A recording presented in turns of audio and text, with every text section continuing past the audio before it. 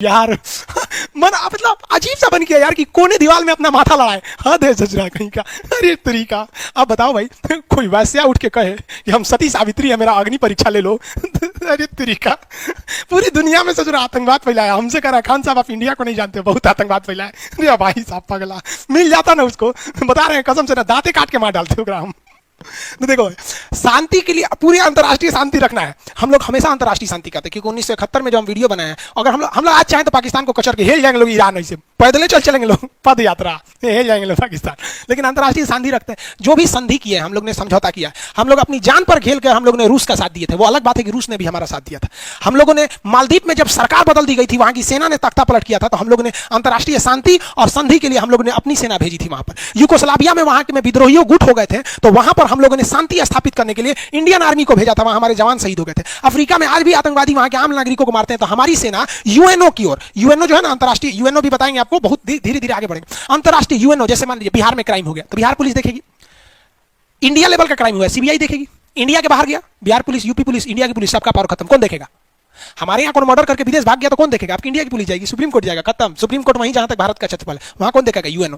तो यूएनओ के कहने पे भारतीय सेना जाती है, अपनी बहादुरी से लड़ती है। वहां कर्नल रैंक के अधिकारी शहीद हो जाते हैं। कर्नल को कहा जाता है उस यूनिट के पिता के समान होता है वहां पर। तो कर्नल यूनिट का सिपाही हमारे यहाँ का शहीद हो गया, किस लिए? अंतर्राष्ट्रीय शांति हो सके, क्योंकि हम लोग सनातन संस्कृति वाले हैं। हम लोग वसुधैव कुटुंबकम को मानते हैं, वरना न इस देश की ना आदि था ना अंत था। जब दुनिया में किसी का नाम नहीं था तो यहाँ सिंधु सभ्यता में शहरी पनप रही थी, विश्व गुरु का था यहाँ पर। लेकिन लोगों ने, हम लोग अगर अपनी शांति, जिस दिन हिंदुस्तान के लोग शांति भूल जाएंगे ना, उस दिन समझिएगा प्रलय आने वाला है यहाँ पर। तो हम लोग हमेशा अंतर्राष्ट्रीय शांति को मानते हैं। आपको अगर याद होगा तो 2000, हम आपको 14 की बात बताते हैं। 2014 में पाकिस्तान ने हमारे 2 सैनिकों का सर काट लिया था।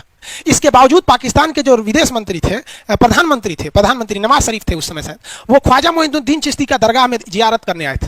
हम लोगों ने अपनी सेना से सुरक्षा देकर उन्हें भेजा था कि भाई हम लोग जानते हैं कि तुम जानवर हो और हम इंसान हैं, कभी भी हम लोग बराबरी नहीं कर सकते हैं, या तुम्हारी कभी भी नहीं कर सकते हैं, कभी हो ही नहीं सकता। हम लोग इंसान हैं, क्योंकि हमें दूसरे का रिस्पेक्ट करना जानते हैं। हम इतना रिस्पेक्ट करना जानते हैं कि जिसकी भाभी का हत्या अपहरण करके रावण ले गया, वो रावण से शिक्षा लेने के लिए, जो खुद मर्यादा पुरुषोत्तम के राम के जो भाई थे लक्ष्मण जी, वो पैताने बैठे थे कि हमें शिक्षा चाहिए। ये होता है वहां पर रेस्पेक्ट। तो हमारे यहाँ लिखा ही है कि भैया हमें क्या करना है, रेस्पेक्ट करना है। हम लोग कभी रेस्पेक्ट, आप अगर पहले देखिएगा ना, आज हमारा समाज जो है ना, हिंदुस्तान की संस्कृति धीरे धीरे धूमिल हो रही है। पहले शास्त्रार्थ होते थे, पहले जैन धर्म, बौद्ध धर्म, हिंदू धर्म में विवाद हो जाता था तो दोनों के धर्म गुरु आमने सामने बैठ के डिबेट करते थे, और बहुत तमीज से डिबेट करते थे। वो उसको कहते थे प्रणाम आचार्य, आपने ऐसा कहा, आप हम क्या कहेंगे? आप कोई भी पुराना सीरियल उठा के देखिए, कितने तमीज से डिबेट होता है। और साला आज का डिबेट देखिए, न्यूज चैनल पे मौलाना को उठा लेगा, से कोनो को उठा के लेके चलेगा, मंत्री उंत्री को, दोनों को लड़ा देगा। लो साला हमारा तो, हमको तो फायदा हो रहा है यहाँ पर। तो हम लोग संस्कृति को भूलते जा रहे हैं। और आप लोगों को भी कहते हैं कि आप अपने जीवन में इतना मिठास लाइए ना, कि अगर आपके सर पे कोई बंदूक भी रख दिया है तो आपकी जुबान की मिठास देखकर वो बंदूक हटा दे कि यार हम किसे मारने जा रहे हैं। प्रेम से रखिए आप किसी चीज को, आप प्रेम से आप हर चीज जीत सकते हैं। जैसे मान लीजिए कल मेरा क्लास डिस्टर्ब हो गया था, गलती तो मेरी थी ना जी, आपकी तो कोई गलती नहीं, आप तो पेमेंट दिए, सब कुछ दिए। कई लड़का हमको करा गया, सर जी चलिए नहीं रहा है, ये हो गया।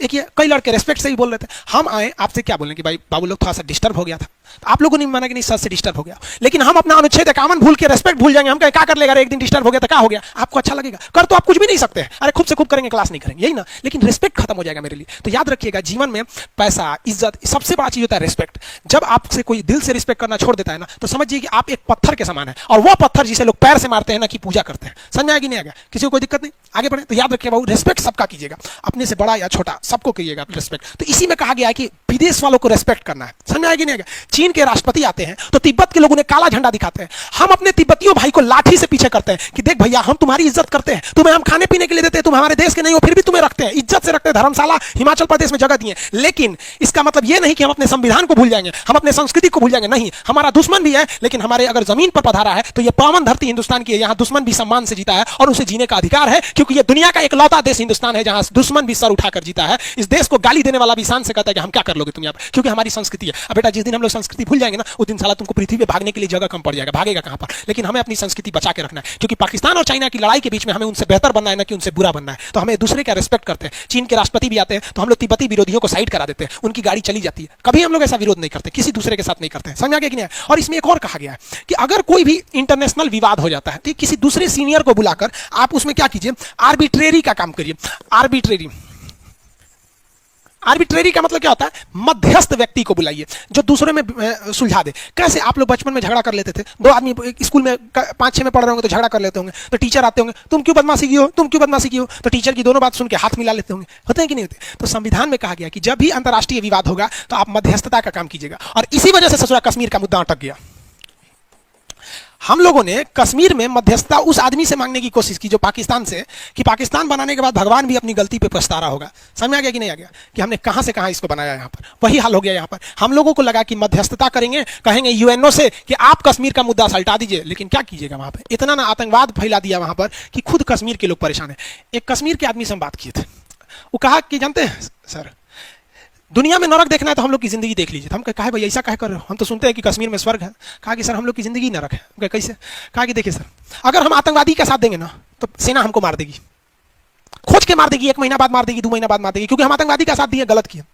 और अगर हम आतंकवादी का साथ नहीं देंगे ना, सेना का साथ देंगे कि आतंकवादी आया तो आतंकवादी हमको मार देगा। खान साहब आप बताइए हम क्या करेंगे? ये बात हकीकत है। कश्मीर में जो वहां के कुछ चंद नेता लोग अपनी फायदा के लिए ऐसा बवाल मचा देते हैं कि जो वहां शांति से रह के जीना चाहता है ना, उसके आगे 2 ऑप्शन छोड़ा है सर, या आतंकवादी की गोली से मरोगे या सेना की गोली से मरोगे।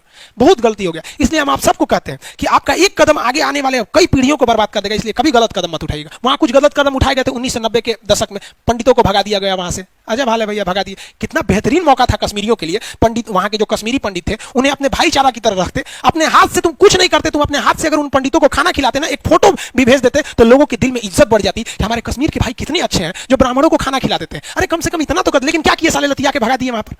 बहुत बड़ा तुम्हें जन्नत मिल गया यहाँ पर, और तुम सोचते हो कि हमारी सेना इज्जत करके देखेगी। यहाँ तुम ज्यादा हो तो तुम इसका मतलब कुछ कर दोगे। हाँ, हद हो गया यार। खुद चौपट करते हो अपने आप। क्या करोगे यार, माथा फोड़ ले हम अपना। पढ़ेगा सब संविधान तब ना। हाँ, आप खुद सोचो भाई, अगर आपके पास 10 वीडियो ऐसा आ जाए कि कोई कश्मीरी पंडित है, उसे कोई कश्मीर का आदमी है, वो उसे खाना खिला रहा है, अपने घर में रह रहा है, उसे बचा के ला रहा है किसी आतंकवादी से, आपकी इज्जत बढ़ेगी कि नहीं बढ़ेगी? आप कभी कश्मीरी को गाली दे पाएंगे? नहीं दे पाएंगे। लेकिन बेचारे सबको क्या कीजिएगा? ऐसा नहीं कि वहां सब गलत है। हम आपको बता रहे कुछ पीड़ित किस तरह 30-40% है जो बहुत गलत है, लेकिन कुछ ऐसे पीड़ित है, लेकिन क्या कीजिएगा आप? हम समझाने जाएंगे तो बेजा उड़ा देगा। आपको लगता है वहां के लोगों ने बहुत बड़ी गलती किया? आप बताइए, सिख लोगों को देखा है? सिखों के 2 गुरु को मुगलों ने मार दिया। अर्जुन देव को, तेग बहादुर को मार दिया कि नहीं मार दिया? इन लोगों ने ऐसे मार दिया यहाँ पर इन लोगों ने। लेकिन उन्हीं सिखों ने शाहीन बाग में जब महिलाएं बैठी थी ना, तो उन्हें खाना पहुंचाया था। ये होती है यार इंसानियत।